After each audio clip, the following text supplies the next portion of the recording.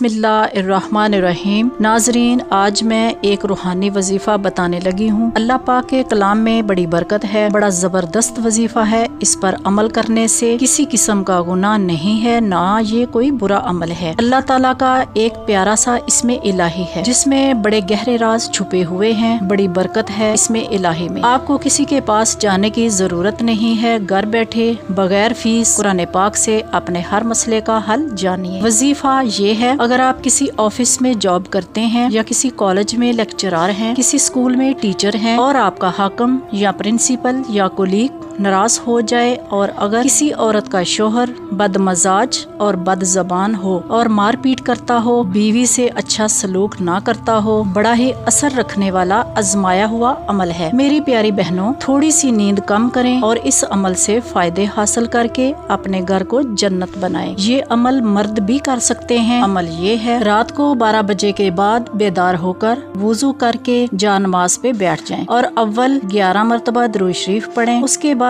इसमें इलाही या सबूरो 1111 मरतबा पढ़ें। आखिर में 11 बार दुरूद शरीफ पढ़कर हाकिम, अफसर या शोहर के खुश और दुरुस्त रवैया अपनाने के लिए दुआ करें। ये अमल उस वक्त तक बराबर करते रहें जब तक अफसर, हाकिम या शोहर खुश ना हो जाए। खुश हो जाने के बाद अमल छोड़ दें। इंशाअल्लाह ताला जल्द ही हाकिम या अफसर खुश हो जाएगा, शोहर बदजबानी, मारपीट और बदतमीजी से बाज आ जाएगा। कमिंग सून इंशाअल्लाह ताला आपके घर में हुकूमत सिर्फ आपकी होगी। नाजरीन, खुद भी यकीन के साथ अमल करें और अपने प्यारों को भी बताएं। अच्छी बातें शेयर करना सदका जारिया है। अगर हमारी वीडियो अच्छी लगे तो लाइक जरूर करें और हमारे चैनल को सब्सक्राइब करें और बेल आइकन को जरूर प्रेस करें। अल्लाह हाफिज।